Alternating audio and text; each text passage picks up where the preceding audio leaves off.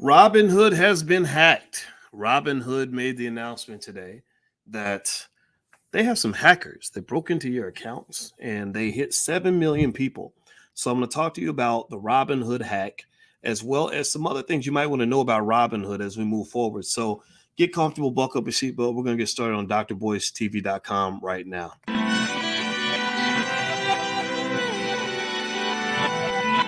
Here we are, clan the isms, cataclysm, great. Our people out here struggling, trying to make it in this state. Everybody out here doing it, but we the ones who late. Now family, we the ones who gotta delegate. Get that money in the power, never be fake. Stick to cosign for 3. What did he say? Create jobs, support our own. Educate the same and buy back your home. Got 3 degrees, triple 10. 3 PhDs, now we on the CNN. DBTV, let's talk about negligence. Ignorance is bliss, but we can turn it to intelligence. Believe none of what you hear, half of what you see. Let's break it down here on Dr. Boyce TV. Here we are. Hey, what's going on, guys? My name is Dr. Boyce Watkins. Welcome to drboystv.com, the home for intelligent Black people. And you're probably also listening on the Black Financial Channel. We like to back up all of our information and make sure that nobody can hack us and take us down, or it's much harder to do. Well, Robinhood was hacked today. Speaking of hacked, Robinhood got hacked. How many of you read the story about Robinhood getting hacked today and saw what was going on with that? Give me a yes or no in the chat if you saw the story about the Robinhood hack. It's really interesting, and I decided that I would break it down for you, kind of give you a Dr. Boyce perspective on the whole Robinhood situation, so you can kind of understand what I'm seeing from my side of the world. Now, hello also to everybody on Instagram. My Instagram is The Real Boyce Watkins. So if you want to follow me on Instagram, if you like intelligent Black stuff, then this is the place for you. If you like ignorant Black stuff, then I can't do anything for you. I can't help your ignorant ass. All right. So anyway, hit the thumbs up button, share, subscribe button. Here's the deal. So Robinhood got hacked today. I'm going to read a little bit of it to you, give you the main story. Then I'm going to give you the Dr. Boyce breakdown on what happened with the Robinhood hack. Put your B1 in the chat also. We are B1, which means Black first. That's what we believe. We're here for our community, nobody else. All right. So according to the Verge, they're basically saying that trading platform Robinhood said Monday that personal information for more than 7 million customers was accessed during a data breach on November 3rd. The company said in a news release that it does not appear that social security numbers, bank account numbers, or debit card numbers were exposed, and no customers had a financial loss due to the incident. So that right there, is a pretty good statement in terms of saying not much to see here. It's all good. Relax. Don't go crazy. All right. Okay. I'm hearing you. But let's read further. They said an unauthorized third party, quote, socially engineered a customer support employee by phone. Does that mean they just played him for a sucker? I think that's what they're saying. Robinhood said, and was able to access its customer support systems. The attacker was able to get a list of email addresses for approximately 5 million people and full names for a separate group of 2 million people. For a smaller group of about 310 people, additional personal information, including names, dates of birth, and zip codes were exposed. And for about 10 customers, quote unquote, more extensive account details were released. So that's only 10 out of a few million. That's not horrible. That's not terrible. Now, one of the things that I'm sort of predicting from this is that you'll probably start getting a bunch of random emails from in what they call these phishing expeditions. Phishing is where they'll send you something and say, oh my God, something's going on with your Robinhood account. Log in immediately or you're going to lose all your money. And then you'll go to some website that looks like Robinhood, but it won't really be Robinhood. And you put in all your login information. And next thing you know, they've got access to your account. You're giving them access to your account. So it looks like this hack, this breach, this data breach with Robinhood, which I believe it actually took a toll on the stock price. Let me see here. Let me do a quick Google search on Robinhood stock. Robinhood stock price. It's down to about $38 a share. It actually went up a little bit today. Robinhood stock has not been a bad investment. It started off about 37. It's hit as high as about 38. So it's been trading in a decent range. I'm sorry, it didn't start at 36. Scratch that. Oops, my bad. When it was released, actually, when the stock actually went public, it started at 34.72. Immediately went up to 37, and now it's hovering about 38. So Robinhood stock has not been a bad investment. The last month, it's been a little bit in the red. It's gone down by about 10%. The last 6 months, it's gone up. Well, they're saying 3,000%, but that don't make no damn sense. That ain't true. Stop lying. Stop lying. All right. So the hack and the breach doesn't appear to be a problem. I don't think you're going to lose a lot of money from this. But what you have to kind of process and think about is that, these apps, they give you the impression that they're very secure. And I don't doubt that they have some degree of security there. But hackers are always very creative. And so one of the things that you might want to think about is doing some very basic things to protect your account. So I don't know if I were you, I don't know if I would put all my money into any one app. I don't care how secure it is. If you put all of your money in one place, then you are putting yourself at risk. You are putting yourself at risk for being played like a sucker if that one place gets attacked and gets hacked, right? So the two guys who started Robinhood, Vlad and some other guy, I forgot his name. They started Robinhood basically after the Occupy Wall Street movement. I don't know if you remember that movement that actually accomplished pretty much almost nothing. But the Occupy Wall Street was where a bunch of white hippies decided to all go and camp out on the steps of these banks on Wall Street, and they weren't real clear about sort of stating what they were looking for. They were complaining. They had a very legitimate gripe. The legitimate gripe is that America has been a country with tremendous amounts of economic inequality, not just racial, but just general inequality, say between the workers and the business owners, or the workers and the wealthy. And it's only gotten worse. It only continues to get worse. And unfortunately, it kind of gets worse because of the people just like these guys, right? The tech entrepreneurs that end up going to Silicon Valley and making an absolute killing. Or they can go borrow, $1 billion to start some startup company. Whereas a black-owned business, I know a lot of great black-owned businesses that can't even go borrow $100,000 from a white-owned bank, right? And so, but they'll give you a student loan now. They'll be happy to put you in debt for college for the rest of your life, but they won't give you the business loan.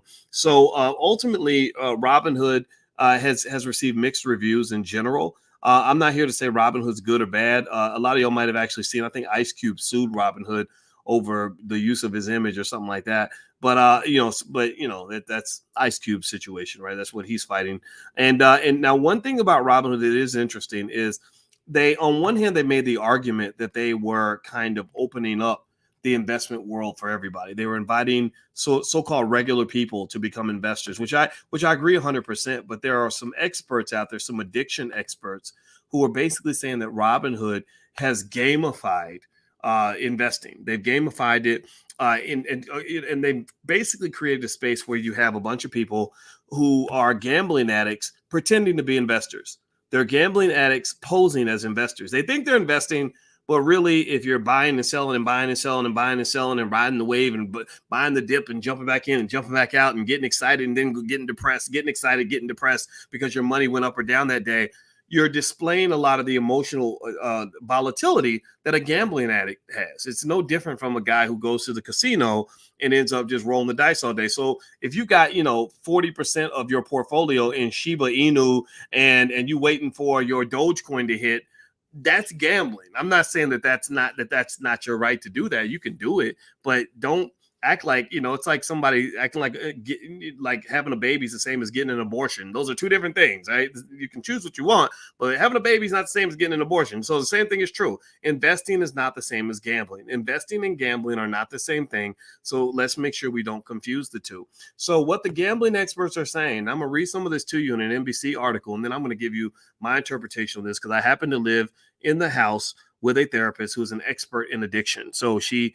schools me on a regular basis on what addiction looks like. And so I'll share some of that with you. Hit the thumbs up button. Please hit the thumbs up, share, subscribe button if you have not done that yet. So they said here in this NBC article, while the broader public may have gotten its first glimpse this week of the troubling and addictive nature of trading apps like Robinhood, gambling experts, finance watchers, and even rival apps have long been thinking about how to address these problems. Quote, "The online day trader with problems is indistinguishable from the online gambling addict," says Keith White, executive director of the National Council on Problem Gambling. He points to graphics like the iconic green confetti that displays on the user's phone when Robinhood executes a trade. A lot of this is directly taken from the user experience of casinos. It encourages the immediacy and frequent engagement. See, y'all don't understand this. Let me just explain this to y'all. I'm not telling you what to do. I'm just giving you the game here. Casinos are experts in psychological manipulation. They're experts in it. They understand basic things about how the human brain gets trained to engage in compulsive behavior. It all starts with things like Pavlov's dog. If you know anything about psychology, you might have heard the story about Pavlov's dog where they rang the bell and then fed him food and then trained him where every time he would hear a bell, he would get excited because he would think that food was coming, right? Same way a man gets excited when a certain girl calls because he knows he might get lucky that day, right? And there's certain little elements there, like the randomness of the process, that makes it very exciting, that keeps the gambler coming back. There's also the whole like parade and confetti, like, woo, congratulations, you bought a stock today, woo, right? That also feeds into it. Like if you think about when you go to a casino and you go to Vegas, what happens when you pull the bar down and you win is ding, ding, ding, ding, ding, ding, ding, and you're all excited because you're happy that you won money. So what a lot of critics are saying about Robinhood, and I'm not saying this is the reason not to use Robinhood, but they're basically saying, you're calling it investing, but it's kind of a lot like gambling. You're kind of taking like 21-year-olds and you got them thinking that they're building this excellent future when the truth is that you might be having them in Gamblers Anonymous in a few years, and like nobody knows for sure. So it's kind of one of those things where Robinhood, for legitimate reason, is seen as a source of controversy. Another area of society that's quite common where they actually use the same techniques that they use in casinos is in video games. If you've ever watched some of the video games, there's this game I told you guys I love called Call of Duty. And Call of Duty is a really disturbing game. It's you have to be mentally ill to enjoy this game, but I'm half crazy, so that's why I enjoy it. And Call of Duty is a game where you literally get to live in the metaverse and you run around and you blow people's heads off. And you fight with your military team and you have all these different weapons, and it's so inappropriate for 10-year-olds and 12-year-olds. But I'm constantly like having to go murder like little children on this game. It makes me feel kind of sad, but it's true. And so anyway, with Call of Duty, one of the things that I remember seeing, I saw this guy who was explaining how they make the game Call of Duty. And he was basically saying that they literally do the same thing that they do in casinos. He said their goal is to get you to play as long as they can get you to play, right? And the way they get you to play is they randomize, just like in casinos. So they set it where 1 minute you're playing against really hard competition where you'll get your ass kicked. Then you're playing against really weak competition where you get to win, right? And they want you to like constantly go back and forth, almost like the girl who says, well, you might get some tonight, or maybe you won't. Or maybe you will, or maybe you won't, right? Because because she knows, right? If he knows he's going to get it all the time, then he gets bored. But if he knows he's never going to get it, then he's going to walk away, right? So you keep them guessing. You got to keep them guessing, ladies. That's what you got to do. Just keep us guessing. That's what we do, right? So the same thing is true with the video games. Same thing is true with the Robinhood apps. The Robinhood app is pretty much the investment equivalent of a video game. That's the same tools, same techniques. The goal is to create products that get you addicted. Also, another area where addiction theory is studied in order to maximize profitability is social media. Social media, the reason that you have dings and bells and beeps and buzzes on your phone is because they have studied exactly what's going to get you addicted and keep you coming back. So millions of people now have social media addiction. Well, why does this addiction thing keep popping up? Well, because you learned from Nino Brown back in New Jack City that if you have a product that is addictive, then you can make all the money. Right. If your product is addicted, if all of your customers got to keep coming back, then you win. Right. So ultimately, the reality is that to some extent, the social media platforms, the investment apps, the video games are pretty much all operating on what you might call the Nino Brown business model. And so ultimately, this is something I think you should be very thoughtful about, very cautious of. And even though Nino Brown was really cool, Nino Brown was probably not very good for the community. We don't want Nino Browns in our community. We got rid of them. And I would say that to some extent, you might say Robinhood is just another Nino Brown. So the thing I would say with Robinhood is this: look, if you have money on Robinhood, maybe you can leave it on there. If you want to be safe, put your money on different apps. I put my money on about 5 different investing apps. I never put all my money in one place because I don't want you to be able to hit me in one spot and take everything. Also, even with your crypto, maybe you want to put your crypto in different places. Some of you may have noticed that Bitcoin is like going crazy. Bitcoin is up, I think, to over 67,000 or something like that. That Bitcoin rise is as predictable as the sun coming out of the sky every morning. I mentioned to you guys many months ago that I felt that Bitcoin by the end of the year was actually going to be higher than it is right now. I truly believed in my heart of hearts that Bitcoin by the end of this year was going to hit $108,375.18 or something like that, right? I really thought Bitcoin was going to crack $100,000 because all the indicators tell me that Bitcoin is a good investment. Well, now that Bitcoin has been allowed to grow, Bitcoin's been allowed to shine. People aren't, trying to hate on Bitcoin and trying to disrupt the growth of Bitcoin. Now you're seeing Bitcoin becoming what it's meant to be. Bitcoin is becoming what LeBron James was in his 3rd year in the NBA. Bitcoin is up to 67,000. Earlier this week, it hit 65,000. Don't be surprised if it hits 70, 75, 80, 85, 90, and 100. And the reason I believe this is because I remember seeing a statistic somewhere that said that I want to say 80% of all the Bitcoin on earth is not even for sale.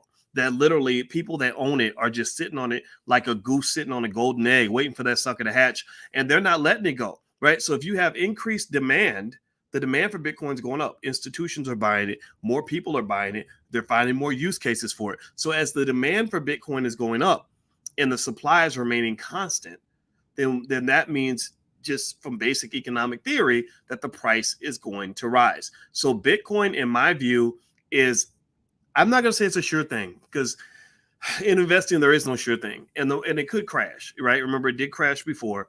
So there's no guarantees. But I would be absolutely stunned if Bitcoin crashes ever again, like at the level that it did before, like cuts in half or goes down by 50,000 or back down to $500 or whatever. Because remember, a Bitcoin, I mean, you could have bought oh my God, let me see what's the price of Bitcoin. I want to see a chart. The price of Bitcoin, just so we can all feel like really pissed off at ourselves for a minute. Let me just share something with you guys real quick. And do me a favor, hit the thumbs up button, share, subscribe button if you haven't done it yet. Let me share my screen with y'all so y'all can kind of see what I'm talking about. If you're on Instagram, you won't see this, but I'll just describe it to you so you'll know what I'm actually showing everybody else. So if you look at the price of Bitcoin, let me share this with you on screen. Okay, look at the price of Bitcoin here, right? You can see it on this chart. It's kind of small, but I'll describe it. With Bitcoin's extraordinary because here it is. Okay, it's not even at today's date, but it says 61,539. So it was at 61,000 about 4 days ago. If you went back to not even 2019, January 2020, you could have bought Bitcoin for $8,326. And so you'd be hard pressed to find any asset anywhere that is going to be, 8 times its value in a freaking year, a year and a half, or whatever that is. I guess almost 2 years now, actually. So it's the end of 2021. If you go back to, let's say this time, September 18th, 2020, or go back to about a year ago today, November 20th of last year, Bitcoin was at 18,718. Now it's at 67,000. That's pretty amazing. Now, if you really want to feel bad about yourself, you could go back to maybe 2017, where Bitcoin was trading at maybe $700 or $800. So, so if you look at it, there, and you bought it and just held it and remained patient, then that money would have probably made you rich. You probably would have had a ton of money in Bitcoin right now. So, so just be patient. Remember that a lot of investing, a lot of people try to make long-term assessments based on what an asset does over a 2, 3, 4, 5, 6, 8, 12-week period. And I encourage you, don't do that. You're not supposed, or even a year. Even a year is not long enough to determine the long-term potential of an asset. A lot of assets that have a lengthy maturity process, and Bitcoin's kind of one of them. And so if you want to really engage in what I would consider to be the safest form of investing, have some stocks that you buy and just sit on them. Just sit on them, add to it, and leave it alone. Let the flower grow. Let the flower grow. If you want your children to do well. And I did a video actually on my Instagram. My Instagram's The Real Boyce Watkins. So follow me on Instagram. I'm on there all the time, every day. And I like to think I'm trying to share things that will be helpful to you. But I don't just talk about financial stuff. I talk about everything that's on my mind. So if you can't handle that, then you probably need to stay away. But one of the things I was thinking about as I was running, you guys know I was running this race with my wife this week, and she tricked me. That's what happens. These pretty girls, they be tricking you, be like sneaky and stuff. She tricked me into running this 9-mile race. And so I ran this 9-mile race. And during the race, I stopped and I walked and I did a little video where I explained 3 easy ways that you can set your kids up for life. And so the 3 things I laid out there, I can't remember what the third one was right away, but the first one was, help them avoid things like student loan debt. If and the way you could do that, I think, is if you bought a bunch of stocks for your child. If you just said every birthday, every Christmas, every holiday, every time I get them a gift, I'm like, buy them some shares of stock. And you just buy those shares and you just let them sit there. You leave them alone. But you do it consistently, keep adding, then your child will probably have enough money where they won't need to go deep in debt to go to college and all that good stuff. And then 2, help them buy a house as soon as possible. The big variable, the big hurdle to buying a house is the initial down payment. If you could do that, then basically you're doing the exact same thing that a renter does. The only difference is that you actually get to keep a chunk of the rent money. And that makes a big difference in terms of wealth accumulation. So those are a couple things you could do that will set your child up for life. And I just encourage you to do that. And the way you do it is through that long-term investing, not with this short-term, gambling stuff that everybody's doing. That's fun, but that's not what long-term investing looks like. Okay. All right, guys. So that's it. So my conclusion on the Robinhood hack is that it appears to be relatively benign, but I'm going to keep my eye on it because there are some things there that do concern me. And just in general, you may not want to put all your money on one app because that could be considered financially dangerous. All right. So anyway, I'm Dr. Boyce Watkins. If you want a free copy of my book, It Takes a Village to Raise the Bar, you can go to boycewatkins.com. Also tomorrow, don't forget, we're having stock market investing class. So if you want to join our stock market investing club, you can actually go to theblackstockmarketprogram.com. That's theblackstockmarketprogram.com. So feel free to go take a look. And we meet on Tuesdays at 11 a.m. Eastern. And I literally allow you to submit your questions to me. And I answer every single question from every single student every single week. And the first month is totally free. So if you don't like it, you can get a full refund. We don't want to keep any money from you if you're not 100% happy with everything you're getting. All right. So I'm out of here, guys. Please have a good day. God bless you. Thank you for listening. Please hit the thumbs up button on your way out. I'll see you guys soon. Take care. Peace.